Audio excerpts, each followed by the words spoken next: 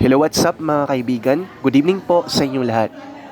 Panoorin po natin ang mga mahalagang pangyayaring naganap sa halos mahigit isang linggo nating nakakasama ang mga masipag, responsable at disiplinadong student teacher o interns ng Pangasinan State University, Santa Maria Campus na walang iba sina Sir Joshua at Sir Erwin. Araw-araw ko po silang sinasamahan sa aming klase sa grade 9 math at ginagabayan sa mga activities na kanilang ginagawa.